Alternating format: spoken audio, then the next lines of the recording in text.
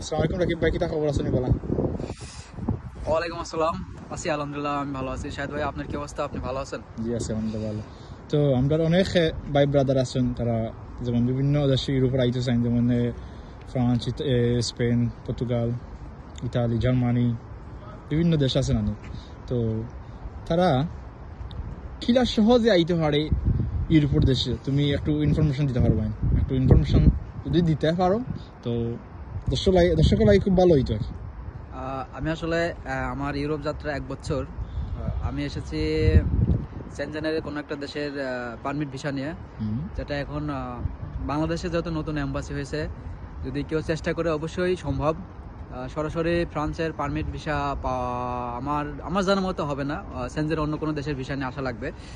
সেক্ষেত্রে আপনি ইতালিকে চুজ করতে পারেন, পর্তুগালকে চুজ করতে পারেন, চাইলে স্পেনকেও চুজ করতে পারেন, কিংবা ক্রোয়েশিয়া। হ্যাঁ, ক্রোয়েশিয়াতে অ্যাভেলেবল ভিসা দিচ্ছে। তবে ইউরোপে আসতে আপনার 3টা জিনিস মাথায় থাকতে হবে। প্রথমত হচ্ছে টাকার বিষয়টা আগে। আর অনেক এজেন্সি পাবেন, এজেন্সির মাধ্যমে আসেন বা কোনো বড় ভাইয়ের মাধ্যমে আসেন। আমি মনে করি বড় ভাইয়ের মাধ্যমে আসলে বিশ্বস্ততার কোনো লোক যদি থাকে, সে আপনার জন্য যদি কাজ করে, ইনশাল্লাহ আপনি বিশ্বস্ততার লোক বেশি দরকার। এজেন্সি এমন করতে পারে, আমি কোনো এজেন্সিকে খারাপ বলতেছি না, কিন্তু এজেন্সির একটা বিষয় কি, ওরা 10টা পারমিট কিনে 15 জনের কাছে বিক্রি করে।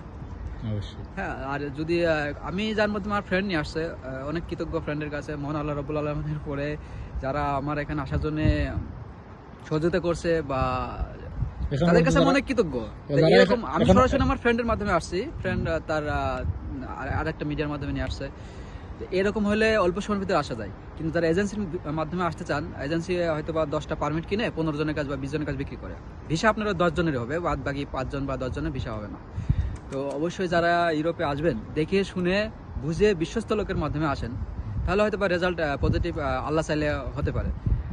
আর এখন তো বাংলাদেশে নতুন করে যে এজেন্সিগুলো, তো কি বলবো, যে এত পরিমাণ একটা অফিস নিয়ে বসে আছে, যেহেতু নতুন এম্বাসি, অফিসগুলো হচ্ছে মেবি 16টা মতান্তরে বেশি হতে পারে, কম বেশি হতে পারে। নতুন করে অফিস নিয়েছে, যাদের এখন দাঁড়াইলে এখন ভিসা দিবে আর কি, এম্বাসির অফিসগুলো হয়েছে। তো খুবই সাবধান যারা নতুন করে আসবেন। আর আমার জানার মতে 98% ফাইল রিজেক্ট হয়েছে ঢাকাতে, যারা ক্রোয়েশিয়ার এম্বাসিতে ফাইল জমা দিচ্ছিলেন। সো পারমিট পাইলেই আপনি ফাইল জমা দেবেন এমনটা না, যাচাই বাছাই করুন আপনি যে যার মাধ্যমে আসতেছেন।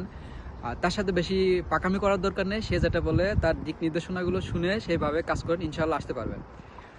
আর অবশ্যই আপনাকে একটু ধৈর্য ধরা লাগবে, সময় দেওয়া লাগবে। কাজের হিসাব পরে আপনি আগে ইউরোপে আসেন, ইউরোপে আসলে ইনশাল্লাহ সেটেল হতে পারবেন যেভাবে। ওকে।